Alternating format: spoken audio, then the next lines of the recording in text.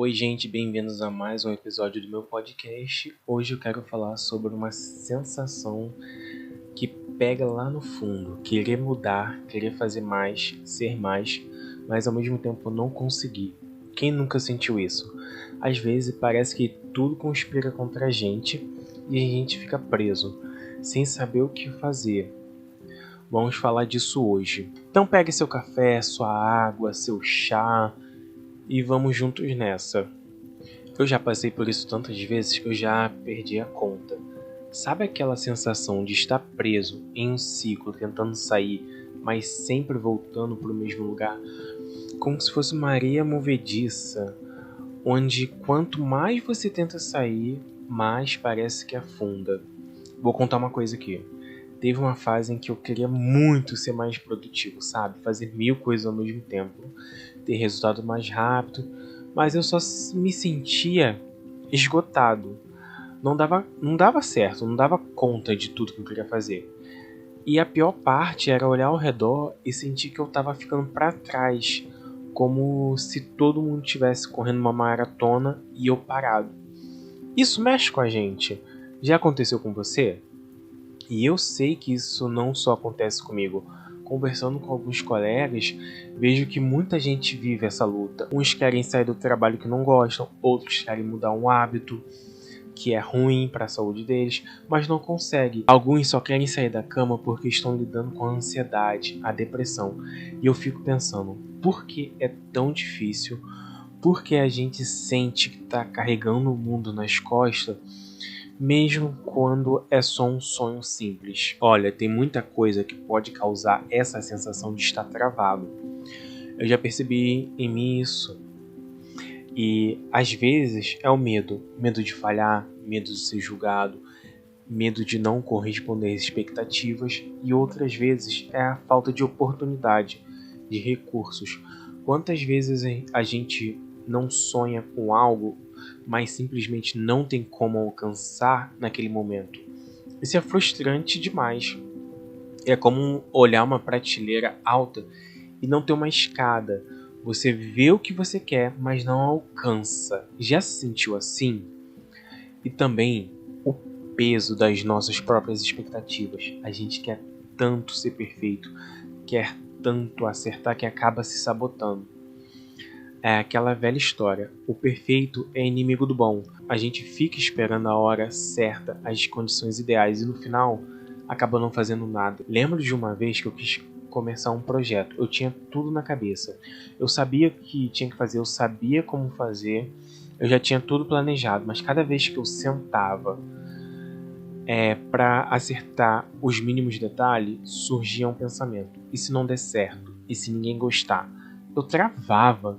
Parecia que era melhor nem tentar do que lidar com essa possibilidade de fracassar. Foi quando eu comecei a me permitir a errar. E aí as coisas sim começaram a fluir. Você já passou por algo assim? Por algo parecido? Querer é o primeiro passo, mas não é o suficiente. Eu já aprendi isso do jeito difícil.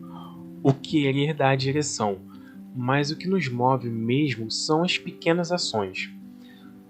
Só que o problema é que a gente quer tudo rápido, a gente quer o resultado antes de entender o processo. Eu sei bem como é.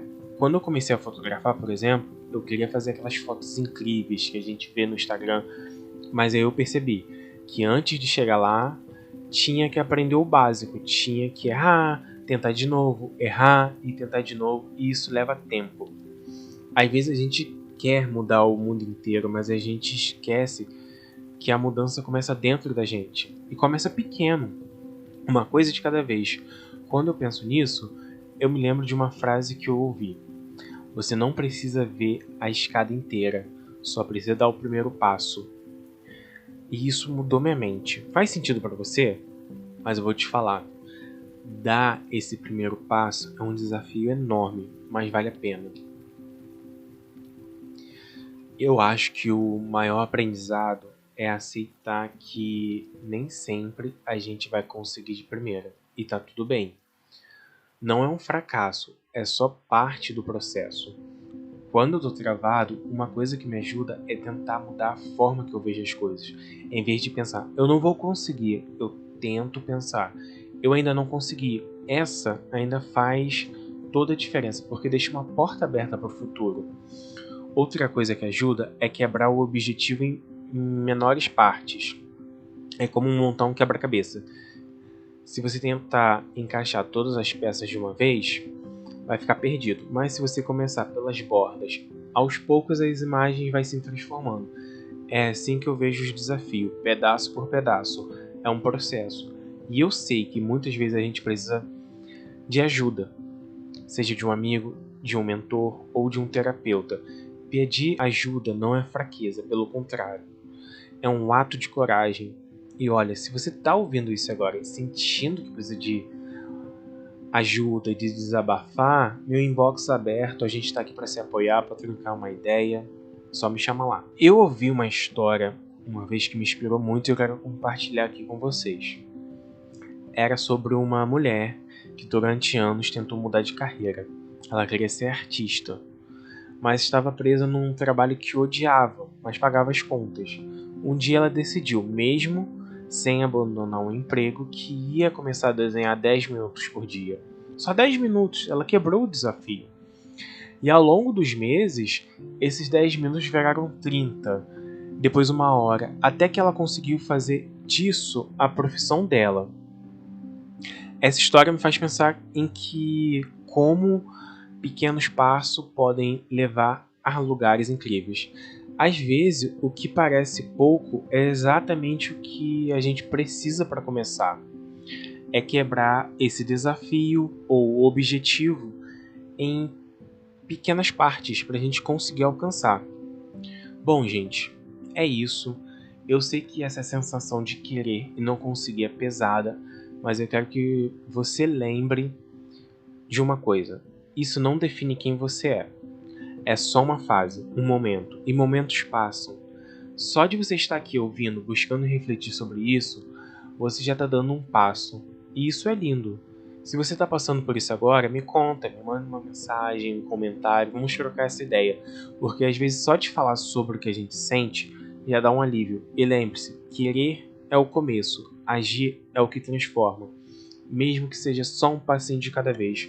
Obrigado por estarem aqui comigo mais uma vez. A gente se vê no próximo episódio.